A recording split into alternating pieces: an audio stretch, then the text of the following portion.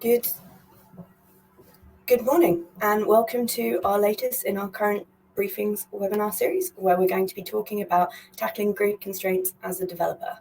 I'm joined today by Dan Nicholl, Managing Director of SNRG. So thank you so much for joining us for today's session, Dan.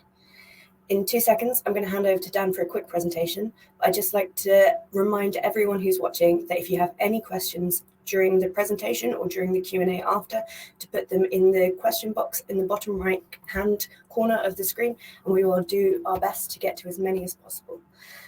Without further ado, Dan. Good morning, everybody, and thank you, Molly. So hi, my name is Dan Nicholl, and I am the Managing Director of SNRG. And this session today is focusing in around what we do as a business and how that relates to tackling grid constraints. So briefly, initially, who am I? So I've been with SNRG for a couple of years, and prior to that, I spent a few years, about 4 years, working with Centrica, the energy utility.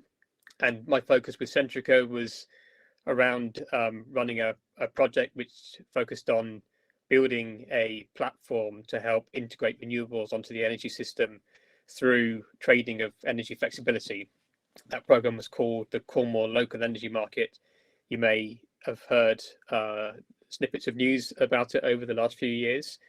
And really that was about trying to look at how do we move away from a system which is obviously dependent on centralized generation, distribution, demand, to a system which really supported deep penetration of renewable energy onto our networks through a highly digitized trading platform that enabled flexibility providers of all scales, from micro generation within homes through to large merchant flexibility traders connected to the distribution and transmission network. And prior to that, I worked for a number of years with Cornwall Council on energy issues ranging from land use planning through to community energy projects.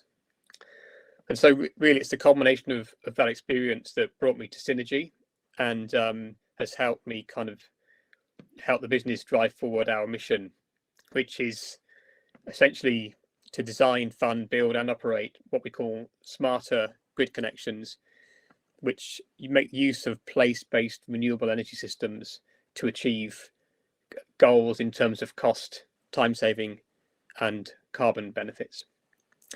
We were set up in 2018. I joined the business about 2 years ago, and we're now a team of about 30 strong, and we have a pipeline of more than £250 million waiting to be converted.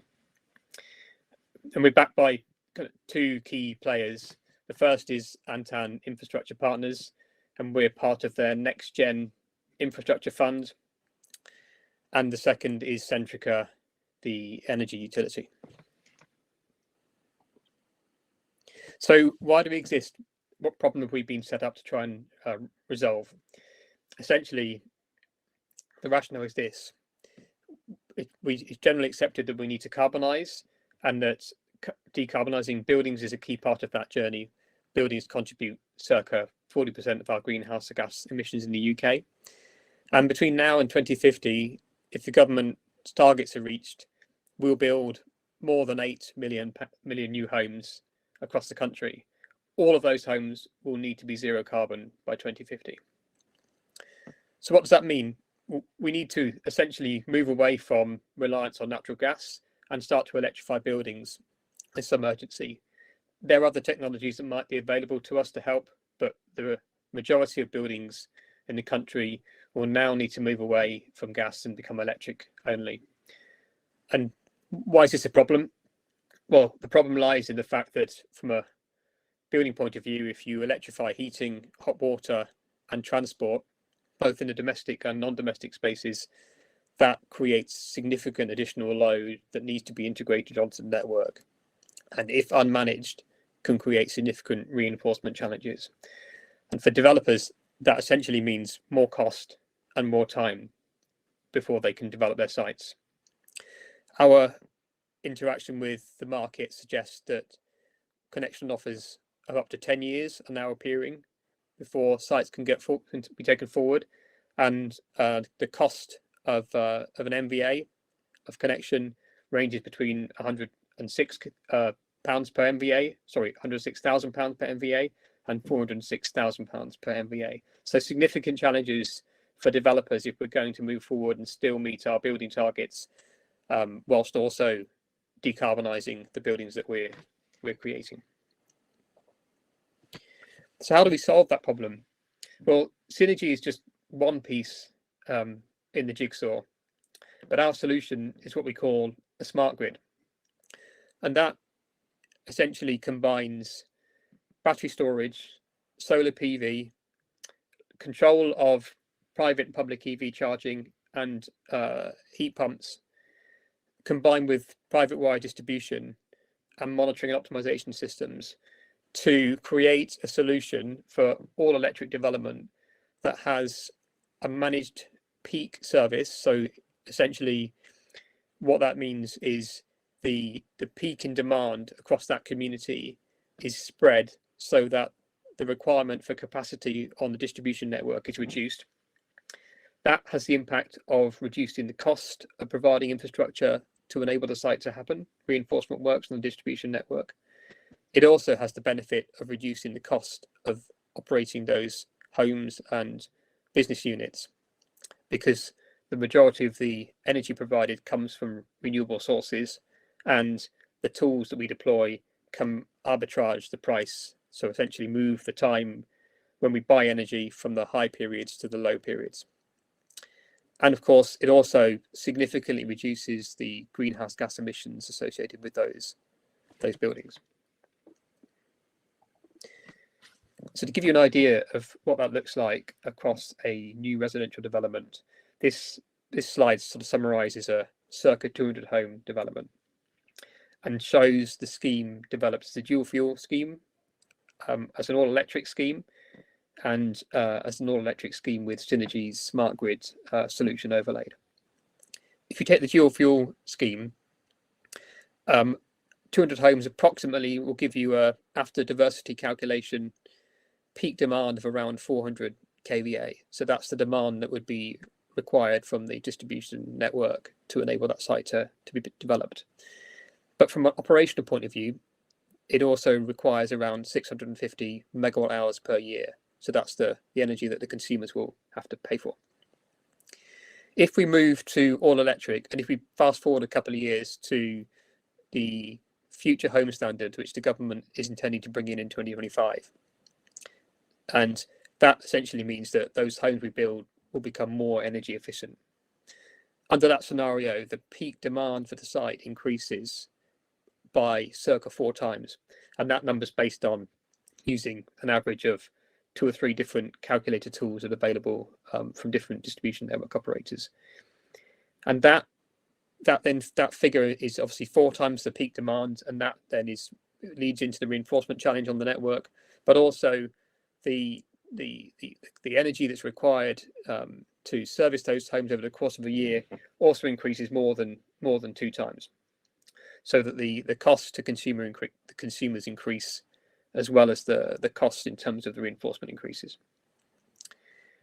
And then, so if you overlay a Synergy system onto that all electric scheme, we think you can reduce the peak demand by up to 50%. Still more than a dual fuel home, but significantly less than would be the case if you followed the current processes that we use. We achieve that obviously through solar and PV, and also through our private wire systems. But it's the same home in both scenarios, with a heat pump used to provide the heating solution and electric cars connected.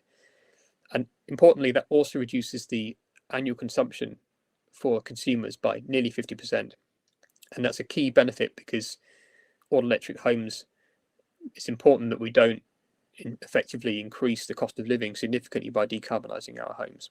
So the smart grid can reduce the peak demand and the reinforcement costs, and also reduce the cost of living in those buildings.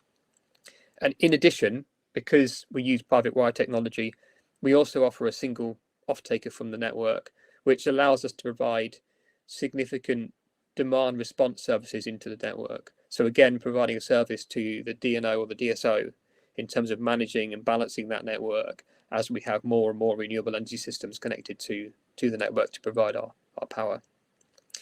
It also allows us to connect EV charging up to 100% without impacting the reinforcement on the network through our ability to manage those EV chargers across the site. And finally, we gather second by second data across all of the loads.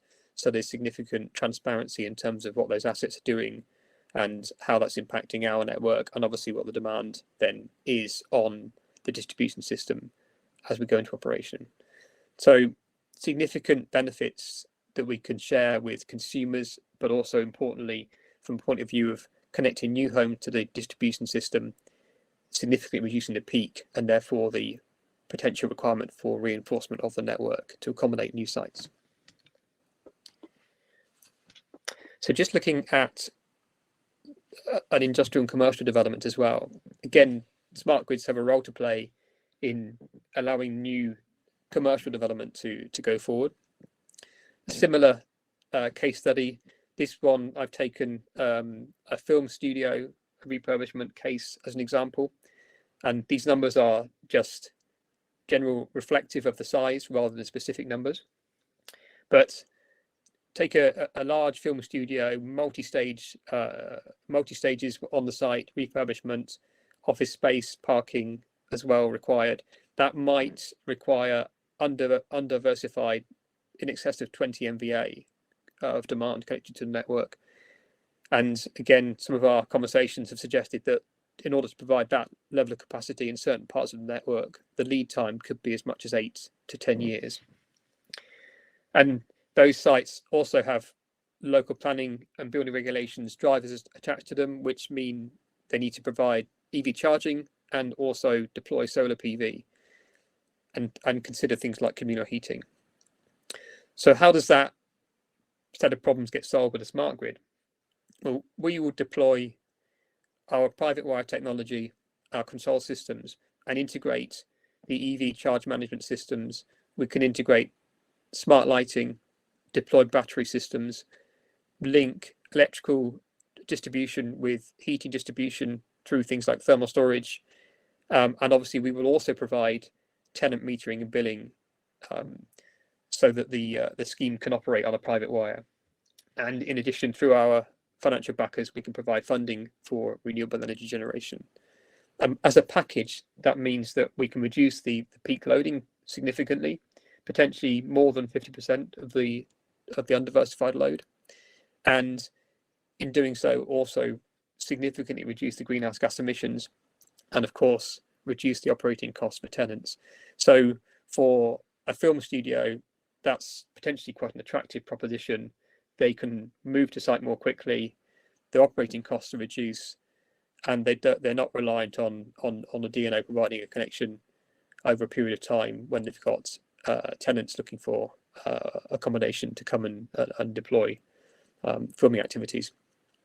And then in addition to that, as with the residential sites, we can also use those assets to offer network demand response services. We can promote the uptake of EV charging as a standard, and we can also provide full transparency on the data in terms of what these assets are doing on the network.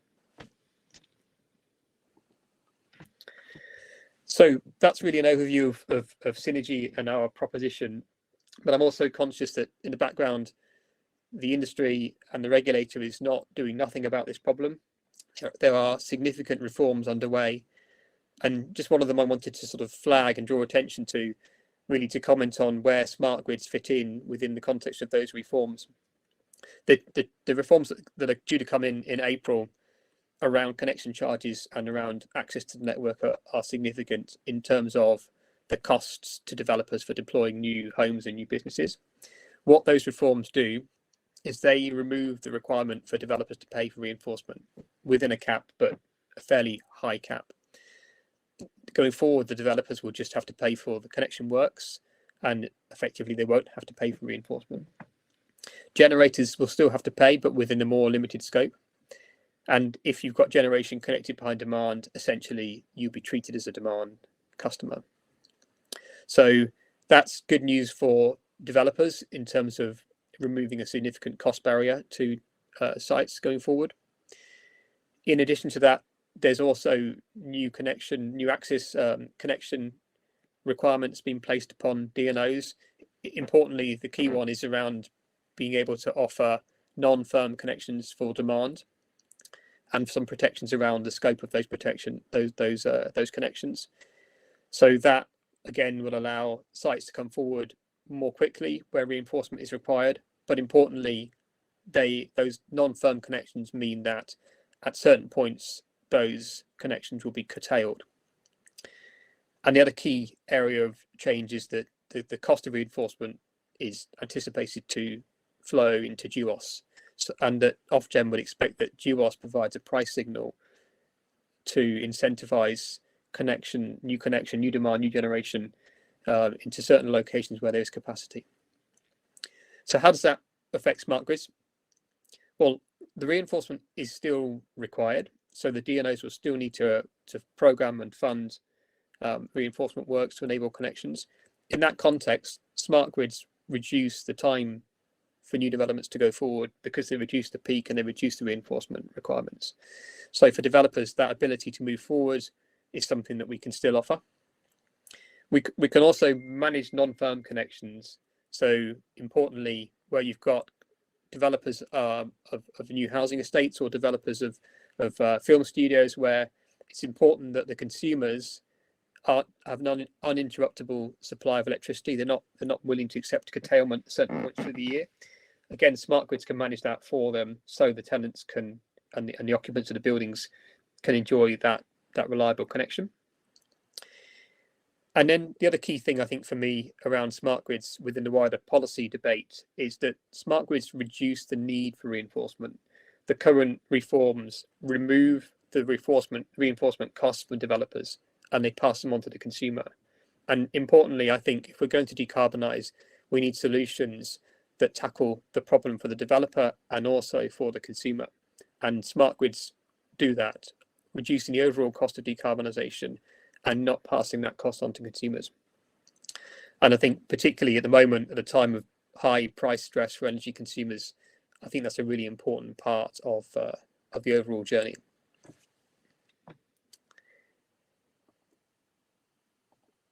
So that's it. Really, just a whistle-stop tour of what Synergy offers in the context of grid constraint, and hopefully some insight for you on solutions that are available in the marketplace to help move developments forward without placing a burden on or an undue burden on the network operator or the consumer. Thank you very much, Dan. That was a really interesting presentation. We've already had quite a few questions in, but if anyone has anything else, please do feel free to continue to stick them in the box and we'll do our best to get to as many as possible. We've had a few in that are kind of looking at the private wire way that Synergy works and what that means in terms of the business model. If the consumers change energy suppliers, does it lock you into a certain arrangement?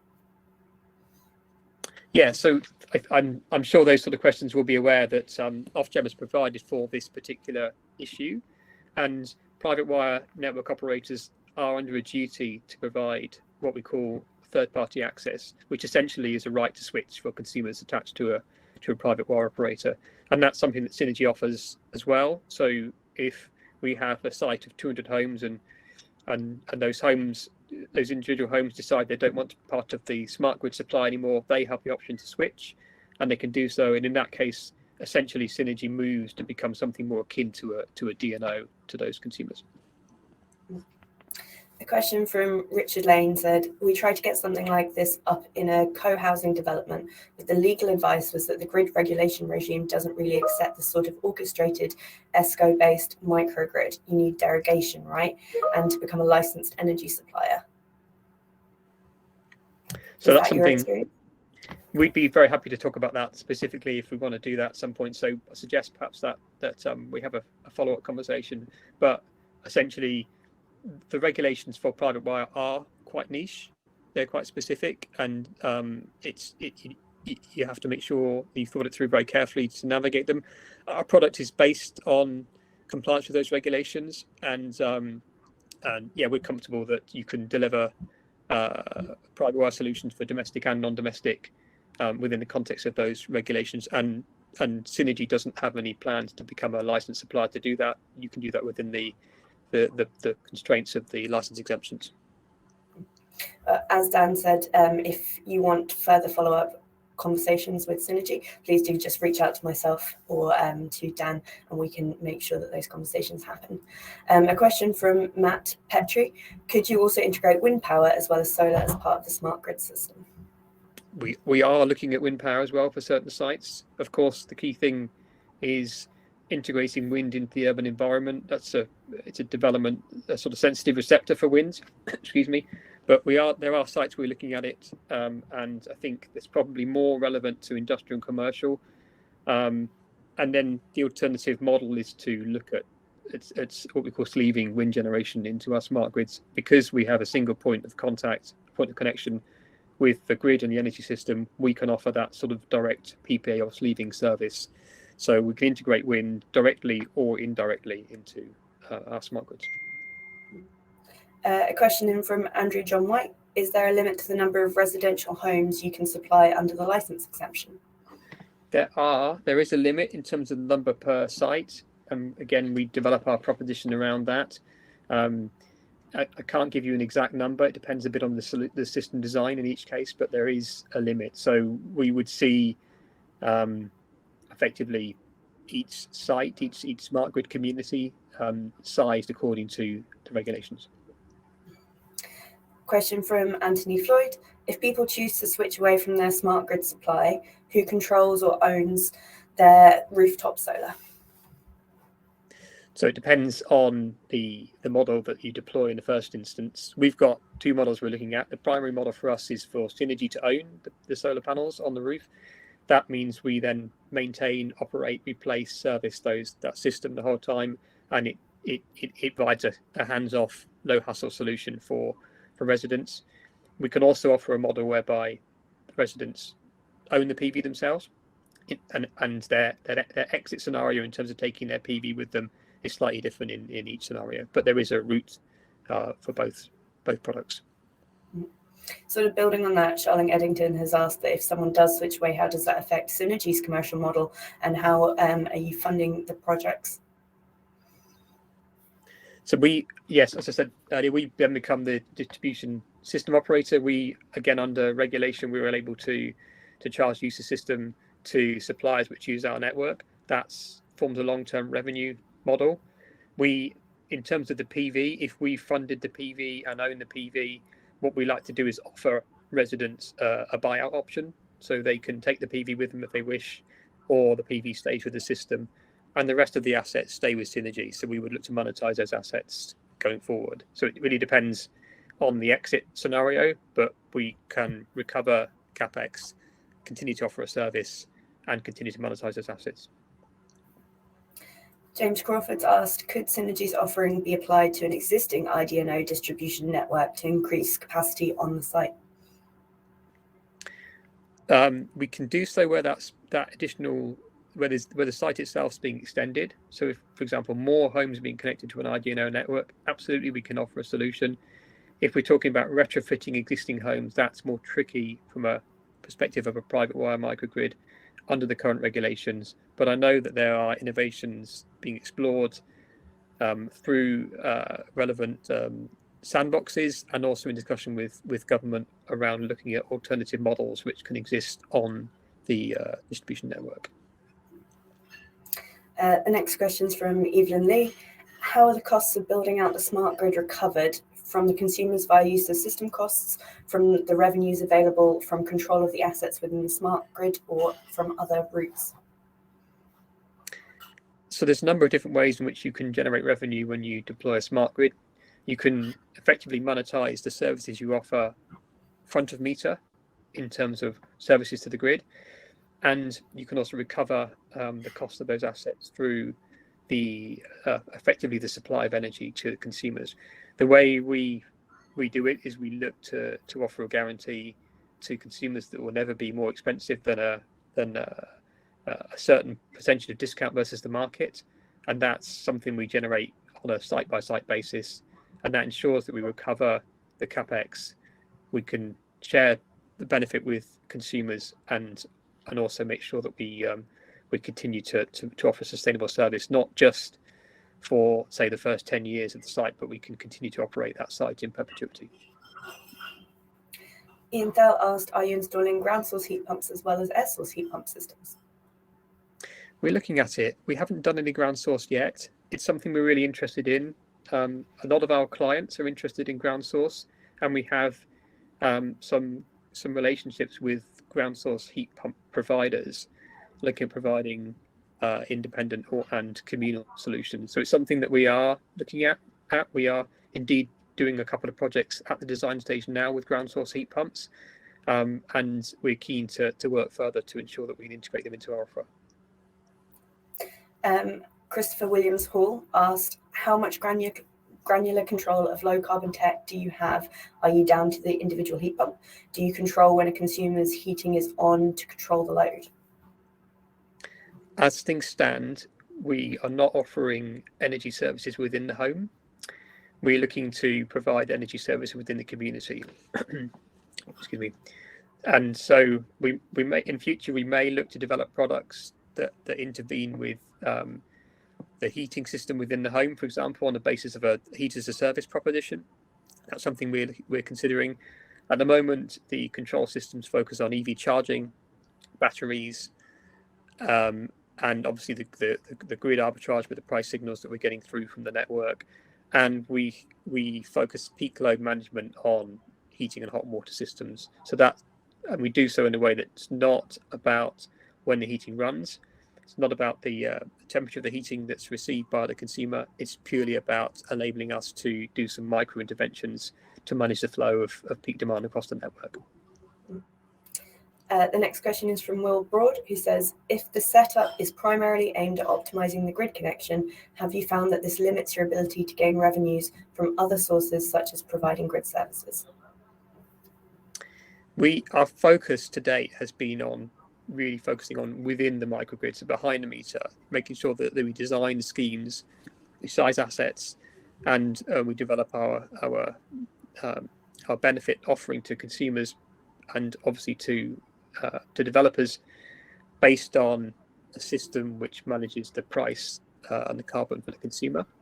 That does, to an extent, limit the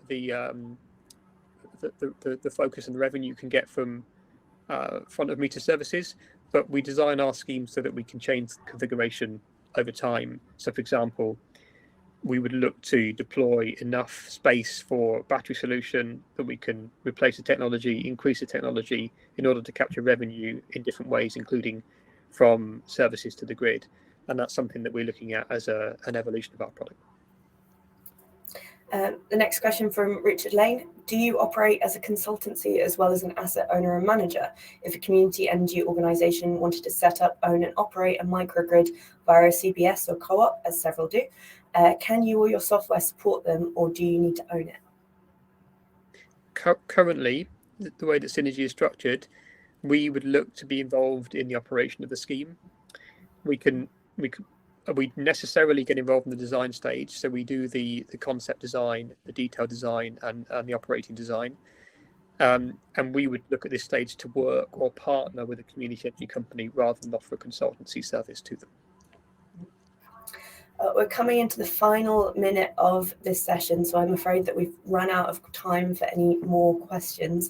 I know we didn't quite get to all of them, but thank you very much, Dan, for the presentation and for all the insight you've given within the Q&A. As we said before, if there is anything that you want to continue to ask us and ask Dan, please do reach out. You can reach me at lempriere@solarmedia.co.uk, and I'd be more than happy to put you guys in touch with Synergy. Thank you everyone for joining. We have another current briefing set for the 23rd of February looking at EV infrastructure, so please check out current or keep an eye out for emails from us to sign up for that. But apart from that, thank you very much again, Dan, and thank you everyone for joining, and I hope you will have a lovely Thursday. So goodbye. Thank you.